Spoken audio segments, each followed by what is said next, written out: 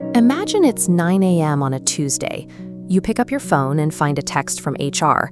"We are restructuring. Your services are no longer required." 4 years of work ended in a single notification. The math of your life shifts instantly.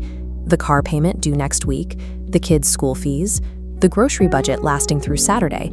These routine bills transform into urgent deadlines. This setup is common across the middle class. A complex web of life expenses, rent, food, insurance, all balancing on a single pillar of monthly salary. Relying on this model creates a persistent, hidden risk. If that one income stream fails, the entire structure loses its foundation. Your financial security depends less on the total amount you earn and more on the number of independent nodes supporting your lifestyle. To see how this plays out, consider two people making the exact same 80,000 rupees monthly salary, Rohit and Salman. Rohit practices lifestyle inflation. As his raises came in, his spending kept pace. New phones, branded clothes, and expensive weekend trips. He burns through 79,500 rupees of his 80,000 every single month. Salman makes the same amount, but maintains a lower baseline. He quietly diverts his surplus into a secondary system of skills and small digital assets, keeping his lifestyle stable while his resilience grows. In March 2020, the stress test arrived. The global economy froze, and both men saw their primary salaries stop without warning. Rohit's savings vanished in just 3 weeks. Meanwhile, Salman received notifications for automated payments from a digital product he built 6 months prior. A crisis exposes the architecture of your finances. Identical salaries can lead to either ruin or survival, depending on the systems built during the good times.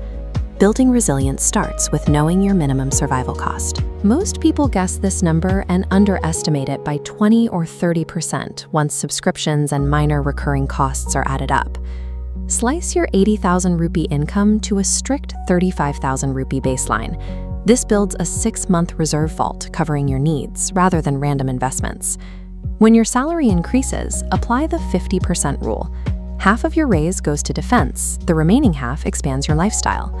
Without this cash buffer, a market crash becomes a double hit. If you lose your job and have no liquid savings, you're forced to sell investments at a loss just to cover basic groceries. A lack of liquid cash turns long-term investments into short-term liabilities. You are forced to liquidate at the worst possible time just to stay afloat. Warren Buffett's most practical advice remains constant. Never rely on a single income stream. Corporate job titles are fragile, as the collapse of Lehman Brothers showed. In contrast, portable skills like coding or sales stay with you regardless of whether a specific company exists. You create an active secondary node by using those skills to freelance. Even a small secondary income provides a baseline of cash flow that is entirely independent of your boss. Passive income is the next layer. It is an active system you build up front, like a digital guide, that eventually scales and operates without your constant daily presence. Developing multiple income nodes shifts your relationship with time, decoupling your survival from a single employer's balance sheet and reducing the impact of a potential layoff.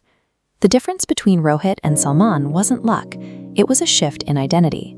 An employee waits for permission to earn.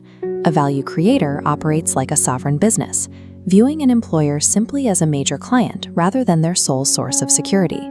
In a crisis, the ability to generate value doesn't vanish, it concentrates. It moves toward the systems that can keep running when traditional jobs stop. Take a piece of paper tonight and calculate your survival runway. If your salary stopped today, how many days could you actually maintain your life? Facing that number is the first step toward building a system to withstand the next shock.